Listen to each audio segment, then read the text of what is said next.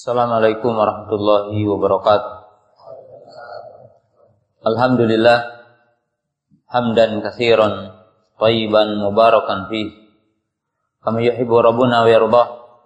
Asyhadu an la ilaha illallah wahdahu la syarikalah wa asyhadu anna Muhammadan abduhu wa rasuluh. Wassalatu wassalamu ala Rasulillah wa ala alihi wa ashabihi wa man tabi'ahum bi ihsanin ila yaumiddin. Ya ayyuhalladzina amanu taqullaha haqqa tuqatih wa la tamutunna illa wa antum muslimun. I'lamu rahimakumullah fa inna khairal hadithi kitabullah wa khairal hadi hadi Muhammad sallallahu alaihi wasallam. Syarrul umuri muhdatsatuha wa kullu muhdatsatin bidah wa kullu bid'atin dhalalah wa kullu dhalalatin finnar. Ma'asyiral muslimin, para thalabatul ilmi, kaum muslimin, para pendengar radio Suara Quran di mana saja berada.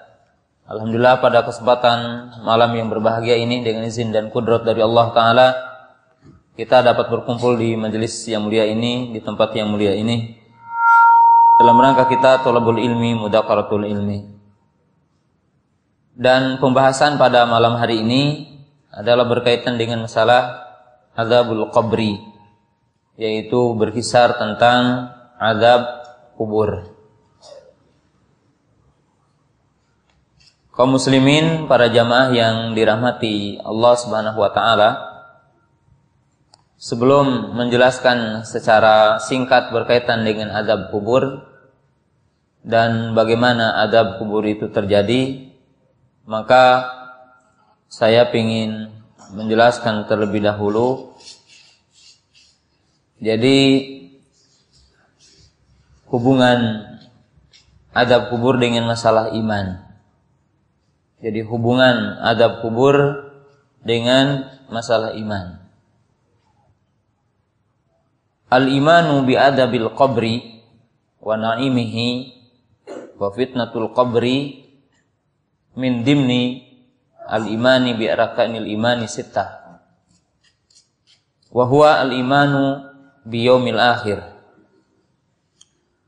Beriman kepada adanya azab kubur dan beriman kepada nikmat kubur, dan termasuk di dalamnya beriman kepada fitnah kubur adalah termasuk bagian beriman kepada rukun iman yang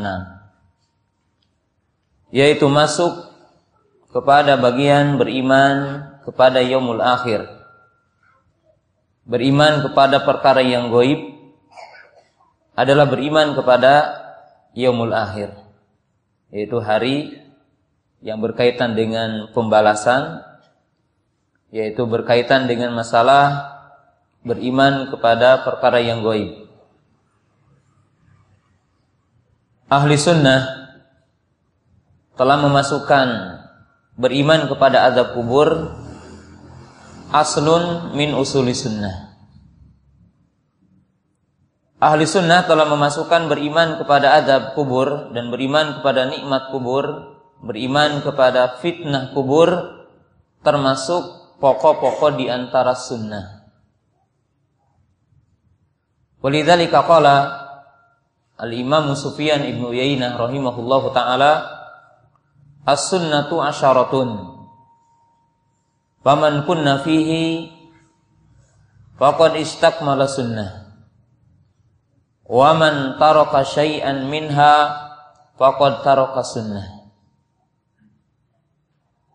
Al-Imam Sufyan ibn Uyainah beliau mengatakan as-sunnatu asyaratun.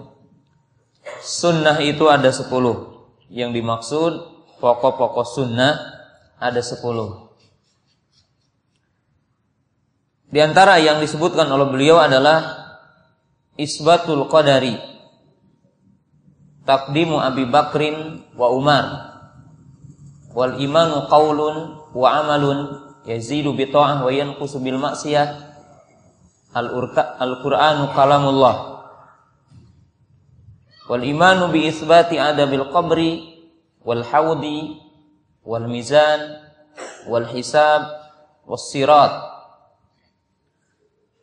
Di mana Sufyan ibn Uyainah menyebutkan di antara yang 10 itu, pertama beriman kepada takdir. mendahulukan Abu Bakar dan Umar, mengatakan iman ucapan dan perbuatan, bertambah dengan taat, berkurang dengan maksiat. Kemudian mengatakan Quran adalah kalamullah, bukan makhluk, dan diantaranya beriman kepada azab kubur, beriman kepada mizan, beriman kepada haud, beriman kepada hisab, dan beriman kepada sirat, yaitu jembatan yang ada di atas neraka berserta sifat-sifatnya. Oleh sebab itu, orang yang mengingkari azab kubur dan mengingkari nikmat kubur dan mengingkari di dalamnya adalah fitnah kubur, tidak termasuk ahli sunnah yang sesungguhnya. Karena Imam Sufyan Ibnu Uyainah mengatakan paman kunna fihi faqad istakmala sunnah. Wa man taraka syai'an minha faqad taraka sunnah. Barang siapa yang berkumpul pada seseorang itu 10 poin, maka dia dinamakan ahli sunnah. Dan barang siapa yang mengingkari salah satu di antara 10 di antara pokok-pokok sunnah, maka dia tidak bisa dikatakan ahli sunnah walaupun ia mengaku ahli sunnah.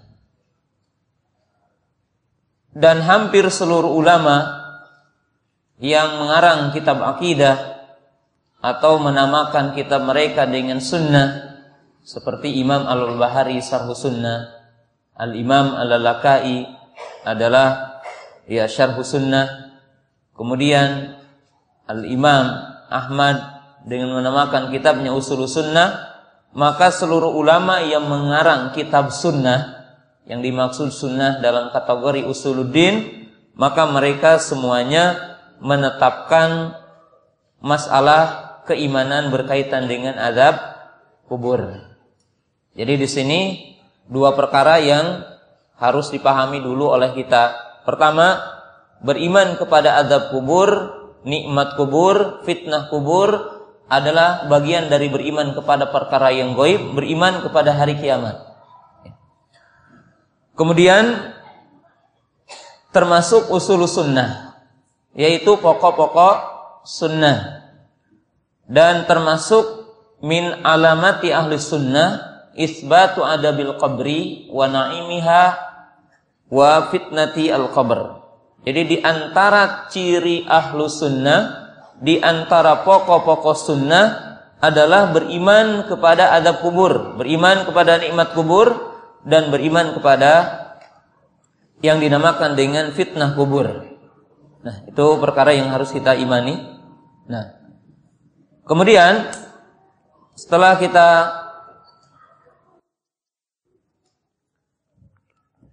memahami hubungan antara beriman kepada azab kubur dengan masalah iman dengan usul sunnah, maka kita akan jelaskan poin berikutnya. Apa yang terjadi di alam kubur dan apa-apa yang harus kita imani adalah 3 unsur yang tadi. Pertama, fitnatul qabri. Yang dimaksud dengan fitnatul qabri adalah su'alu malakaini. Alama sabata minna sunnah ismuhuma munkarun wa nakir. Adapun yang dimaksud dengan fitnah kubur adalah pertanyaan 2 malaikat. Dan telah sahih menurut pendapat yang rajih bahwa 2 malaikat itu adalah munkar dan nakir. Sebagaimana disebutkan dalam hadis yang dihasankan oleh Syekh Albani rahimahullah ta'ala dan para ulama. Yaitu pertanyaannya tiada lain dari berkaitan dengan yaitu man rabbuka wa man nabiyuka wa madinuka. Yang dikenal oleh kita adalah sehingga Syekh Muhammad bin Abdul Wahhab menyusun kitab yang bernama Al-Usul, yakni Al-Usul Salasah ataupun As-Sulusul Salasah, yaitu 3 pondasi agama. Dan ini yang dimaksud dengan fitnatul qabri. Walaupun fitnatul qabri juga terkadang dipahami oleh para ulama dan dijelaskan oleh para ulama dengan makna yang lain, bahwa kuburan terkadang menjadi fitnah bagi sebagian kaum muslimin. Bagaimana? Di mana ada orang-orang yang berlebihan dalam mendudukan kuburan sehingga disembah kuburannya. Ya, kemudian mereka meminta-minta kepada penghuni kubur, maka ini juga termasuk yang dimaksud fitnah kuburan. Tetapi bukan yang dimaksud tadi fitnah kuburan adalah pertanyaan dua malaikat. Adapun poin yang kedua adalah yang dinamakan dengan naimul qabri, yaitu nikmat kubur. Ya, yang dimaksud dengan nikmat kubur adalah kenikmatan yang Allah Ta'ala akan berikan li ahli iman, li ahli tauhid, li ahli taqwa. Yaitu berupa kenikmatan yang mungkin nanti sebagiannya kita akan jelaskan, ya. Yang diberikan Allah Ta'ala kepada ahlu tauhid, kepada ahlul iman, kepada ahlu ta'at, kepada ahlu taqwa. Seperti umpamanya akan diperlihatkan surga, akan diberikan cahaya di kuburannya, diluaskan kuburannya. Ini yang dimaksud dengan nikmat kubur. Ini yang dimaksud dengan nikmat kubur. Adapun yang ketiga adalah yang dinamakan dengan adzabul qabri. Jadi adzabul qabri. Ya. Adzabul qabri ini yang dimaksud adalah berupa azab siksa. Jadi berupa azab atau siksa. Sebab siksa yang Allah Ta'ala akan berikan kepada seorang hamba tidak lepas, ya, yang kita akan rasakan nanti adalah dalam 3 fase. Azab yang Allah Ta'ala akan turunkan kepada seorang hamba. Yang pertama di dunia, berupa musibah, malapetaka, bencana, ujian-ujian yang menimpa kepada kita berupa sakit dan sebagainya. Adapun yang kedua, azab itu dimungkinkan Allah Ta'ala akan menurunkan kepada seorang hamba di alam kubur, di alam barzah. Itu ketika kita berada di kuburan. Adapun setelahnya adalah azab yang Allah Ta'ala akan timpakan kepada kita nanti yaumal qiyamah. Setelah manusia dibangkitkan dari alam kubur. Setelah dunia ini dihancurkan semuanya dan kita akan dikumpulkan di alam mahsyar, maka kita akan merasakan ukubah dari Allah ini bagi orang yang berhak untuk mendapatkannya. Imma ketika di arasatil qiyamah, ketika matahari mendekat 1 mil. Imma ketika kita dihisab, ketika kita melewati sirat. Atau dimungkinkan sebagian kaum muslimin ini akan ada yang diazab dulu di neraka, yaitu mampir dulu apa? Di neraka. Adapun orang-orang kafir, maka mereka akan kekal di neraka. Dan ini sesuatu yang diimani dan wajib diimani oleh seorang mukmin. Yang diwajib diimani oleh seorang mukmin. Nah, adapun yang selanjutnya, setelah kita tahu bahwa makna fitnah kubur, nikmat kubur, azab kubur. Nah, kita ketahui bahwa manusia hidupnya itu punya 5 marhalah. Jadi manusia itu hidup punya 5 fase. Yang pertama adalah marhalatul adam. Artinya kita itu dari sesuatu yang tidak ada. Berawal dari sesuatu yang tidak ada. Dalam arti kita awalnya tidak ada. Kemudian selain Adam alaihissalam, selain Hawa, maka manusia itu punya marhalah. Yang kedua yaitu yang dimaksud dengan marhalatul rahim. Yaitu kita berada di alam rahim. Jadi kita berada di alam rahim. Ini adalah kehidupan tersendiri. Jadi kehidupan di alam rahim ini adalah berbeda dengan kehidupan kita di alam dunia. Yang ketiga adalah marhalatud dunya, di mana kita berada dalam marhalah dunia, yaitu kehidupan yang Allah Ta'ala berikan di alam dunia.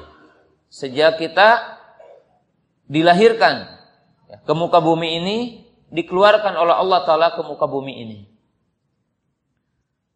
Adapun yang keempat adalah yang dinamakan dengan marhalah al-barzahiyah, atau dinamakan dengan marhalatul qabri, kehidupan kita di alam barzah, kehidupan kita di alam kubur. Dan yang kelima adalah yang dinamakan marhalah al-akhirah, yaitu marhalah fase kita hidup di alam akhirat. Kenapa?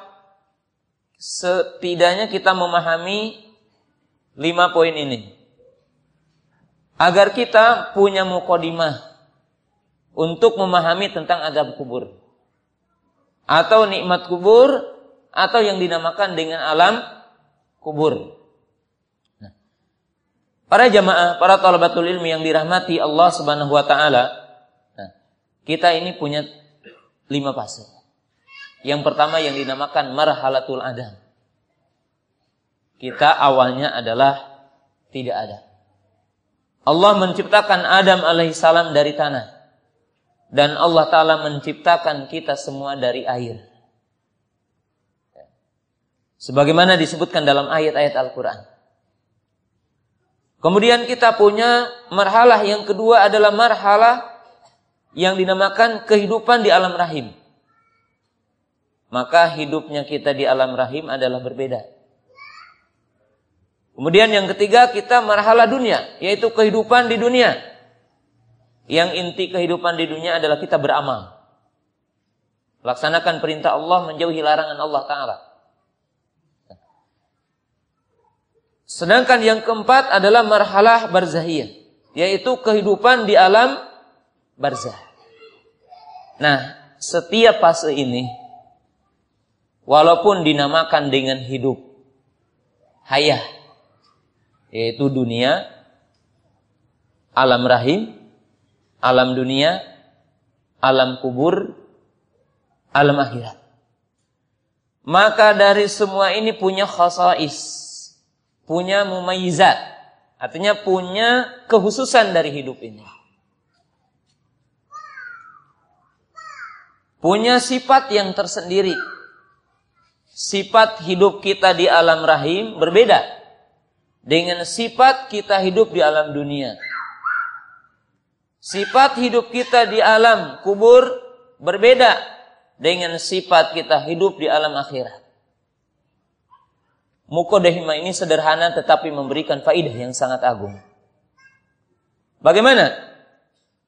Kalau ada orang yang mengingkari azab kubur karena tidak masuk akal, di mana mereka mengatakan bagaimana ruh dengan jasad udah berpisah, dan tulang belulang kita telah tiada, daging kita telah tiada, kalau kita gali kuburan itu tidak terlihat jasad kita.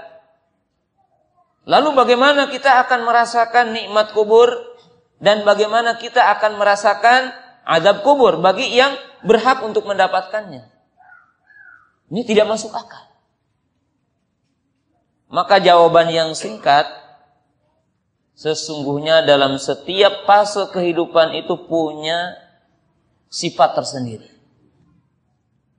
Apa yang dinamakan nikmat dunia adalah beda dengan nikmat kubur. Apa yang kita dapatkan dalam nikmat kubur dan nikmat dunia akan berbeda dengan nikmat nanti di surga. Walaupun namanya nikmat sama, namanya hidup sama, tetapi berbeda. Oleh sebab itu Abdullah bin Abbas radhiyallahu taala anhuma mengatakan, apa-apa yang ada di surga kalau dihitung di dunia hanya nama. Kita mengenal apel, kita mengenal madu, kita mengenal kenikmatan. Ya. Sesungguhnya apa yang ada di akhirat nanti, yang ada di surga adalah akan jauh berbeda dengan hakikat yang ada apa? Di dunia ini. Dan Nabi SAW menjelaskan kepada kita, jika seandainya kita mendapatkan nikmat kubur, maka apa yang akan didapatkan dalam nikmat akhirat lebih besar. Maka disebutkan di dalam hadis-hadis, orang yang baik, ahlul iman, ahlul taqwa, ahlul tauhid, ketika dihidangkan kepadanya nikmat kubur, maka dia bercita-cita agar dipercepat hari kiamat. Kenapa? Apa yang didapatkan hari ini sederhana. Kami akan mendapatkan yang lebih besar lagi nanti di surga. Sebaliknya orang-orang yang mendapatkan azab kubur dari orang-orang kafir, orang-orang musyrik, orang-orang munafik, atau mungkin ahlul maksiat dari orang-orang beriman, maka dia berkata, ya Allah, tangguhkanlah hari kiamat. Kenapa mereka meminta ditangguhkan hari kiamat? Karena mereka mengetahui bahwa seandainya mereka mendapatkan azab di kuburannya, maka mereka mengetahui azab nanti yaumul qiyamah lebih dahsyat ketimbang azab yang dirasakan di alam kubur. Nah, maka jamaah yang dirahmati Allah Subhanahu wa taala, jadi di sini kita akan memahami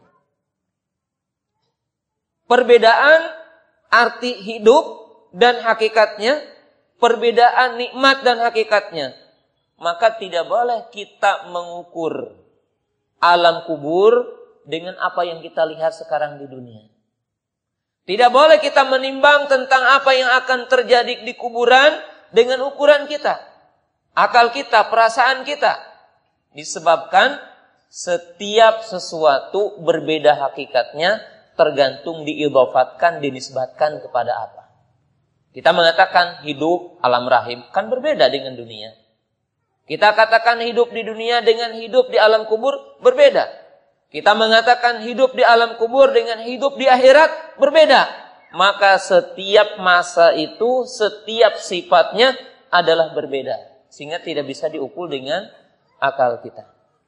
Nah, para jamaah yang dirahmati Allah Subhanahu wa taala. Nah, setelah kita paham ini marhalah dan punya mukadimah untuk memahami tentang azab kubur. Nah, jamaah yang dirahmati Allah Subhanahu wa taala, nah, beriman kepada azab kubur, nikmat kubur dan fitnah kubur adalah merupakan bagian dari iman. Sebagaimana tadi saya jelaskan, kemudian termasuk usul sunnah. Kemudian kita akan bahas secara singkat azab kubur bagi orang yang berhak untuk mendapatkannya. Apakah selamanya akan diberikan kepada mereka yang berhak untuk mendapatkan azab kubur? Maka para ulama mengatakan azabul qabri tanqasimu ila qismain. Bahwa azab kubur atau orang yang diazab di kuburan ada dua kelompok. Kelompok yang pertama yang selamanya. Jadi selama di alam kubur, selama di barzah, maka diazab. Siapa mereka? Al-kafir, al-musyrik, al-munafik.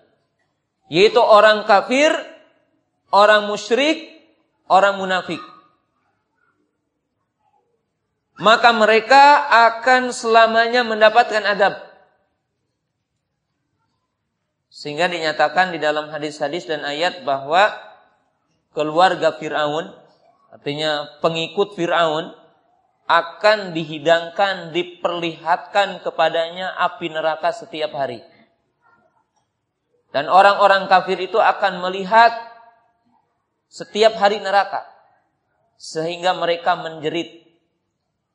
Yang jeritannya itu sangat keras, terdengar oleh seluruh makhluk di alam muka bumi ini, kecuali dua makhluk, jin dan manusia. Maka mereka mendapatkan azab selamanya dan terus menerus. Adapun orang-orang mukmin yang maksiat, yang ia punya sebab untuk mendapatkan azab kubur, maka mereka itu ala qadri maksiyatihi. Maka mereka akan diazab di kuburannya seukuran dengan maksiatnya, seukuran dengan dosanya. Jadi seukuran dengan dosanya, seukuran dengan maksiatnya. Dan perlu dicatat di sini, kalau kita ditanya apakah setiap orang yang melakukan salah satu sebab di antara sebab untuk mendapatkan adab kubur, mesti diadab di kuburannya.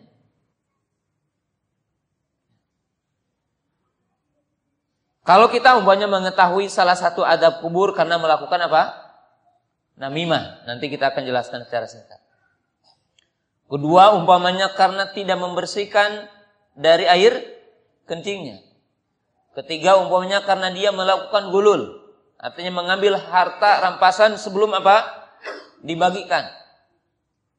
Kemudian pemakan riba. Orang yang berinteraksi dengan riba.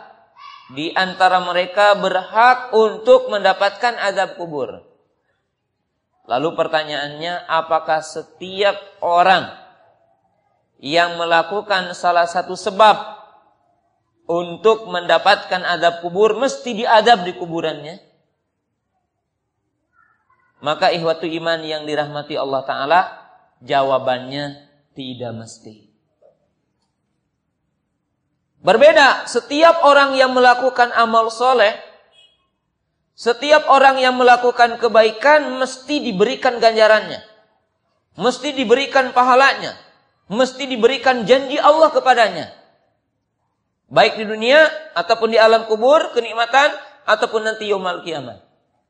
Tetapi dalam keyakinan ahli sunnah, tidak setiap orang yang melakukan dosa mesti diadab. Harus diadab. Disebabkan ada 3 sebab. Jadi disebabkan ada 3 sebab. Ya. Yang pertama, jika seandainya dia bertaubat sebelum apa? Mati. Dia melakukan dosa tapi bertaubat. Maka apa? Tidak ada adabnya. Tidak ada apa? Siksanya. Yang kedua, imma dia memiliki amal kebaikan yang bisa menghapus tentang kejelekannya. Nabi SAW bersabda, ittabi as-sayyi'ata al-hasanata tamhuha. Rasulullah SAW mengatakan, ikutilah kejelekan dengan kebaikan, maka dia akan menghapusnya. Jadi pernah dia melakukan dosa, tapi punya kebaikan, punya amal soleh, maka terhapus dengan sebabnya. Yang ketiga, imma dia mendapatkan musibah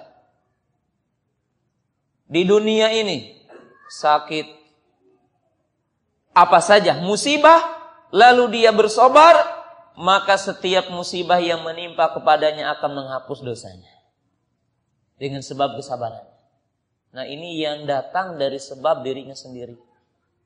Maka mungkin saja orang yang punya dosa ternyata tidak diadab di kuburannya. Kenapa?